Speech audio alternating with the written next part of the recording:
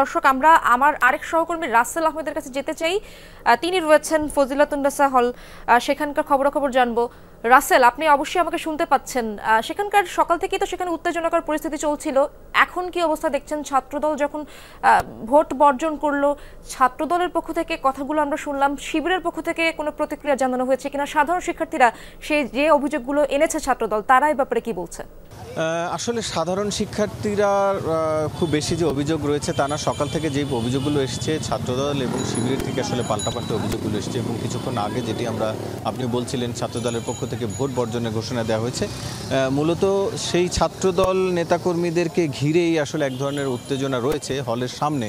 এখানে যত মানুষ আসলে দেখা যাচ্ছে সেটি ছাত্রদলের এই বটতলাকে কেন্দ্র করে এইখানে বেশ কিছু ছাত্রদল নেতাকর্মীরা জড়ো হয়েছেন এবং গণমাধ্যম কর্মীরাও সেখানে উপস্থিত হচ্ছেন। ফলে সেই সাধারণ শিক্ষার্থীদের মধ্যে এক ধরনের থমথমে একটি অবস্থা রয়েছে, যেহেতু ছাত্রদলের পক্ষ থেকে ভোট বর্জন করা হয়েছে অনিয়মের অভিযোগে।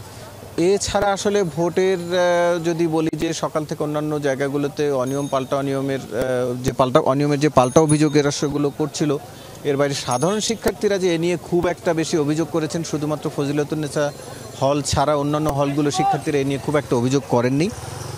ফজিলাতুন্নেসা হলের সাধারণ শিক্ষার্থীরা অভিযোগ করেছেন সেখানে তারা আতঙ্কে ছিলেন, বিশেষ করে ভোট বন্ধ থাকার কারণে।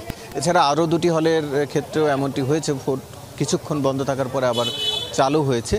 সব মিলে সাধারণ শিক্ষার্থীদের মধ্যে এখন একটু পরিবেশটা ভিন্ন রকম তাদের কাছে মনে হচ্ছে, তাদের কাছে একটু থমথমে লাগছে, যেহেতু যারা অন্যতম বড় স্টেক হোল্ডার এই জাকসু নির্বাচনের ক্ষেত্রে ছাত্রদল, তারা যেহেতু ভোট বর্জন করেছে অনিয়মের অভিযোগে, ফলে কোনো ধরনের উত্তেজনাকর পরিস্থিতি তৈরি হয় কি না সে ধরনের একটি আশঙ্কা সাধারণ শিক্ষার্থীদের মধ্যে রয়েছে, বা গণমাধ্যম কর্মীরাও হয়তো সেটি এক ধরনের আশঙ্কা করছেন। এছাড়া এখন পর্যন্ত আমরা দেখেছি যে ক্যাম্পাসের যেই চারপাশের যেই এলাকাগুলো আসলে রয়েছে, বিশেষ করে সীমানা এলাকাগুলো, গেরুয়া সহ নাম করা বেশ কয়েকটি এলাকা, সেখানে আইনশৃঙ্খলা রক্ষাকারী বাহিনী মোতায়েন করা হয়েছে, যথেষ্ট আইনশৃঙ্খলা রক্ষাকারী বাহিনীর সংখ্যা বাড়ানো হয়েছে। এবং আমরা দেখেছি এর আগে নারীদের হলের যে পরিস্থিতি সেটি শান্ত করার জন্য নারী আনসার সদস্য আনা হয়েছে অনেককে, এবং তারা সবাই ভেতরে সেখানে অবস্থান করছেন।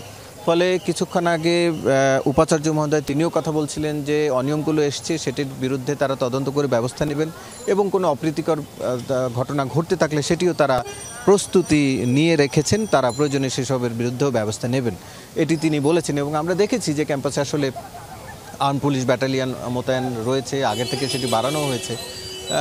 ফলে প্রশাসনও নিশ্চয়ই সেই অপ্রীতিকর ঘটনা এড়ানোর সব ধরনের ব্যবস্থা নেবেন বলেই এখন পর্যন্ত আমরা ধারণা করছি। তবে শেষ করি এতটুকু দিয়ে যে আসলে এক ধরনের থমথমে অবস্থা রয়েছে, তবে বড় ধরনের কোনো সংঘাত বা এখন পর্যন্ত সেরকম কিছু ঘটেনি।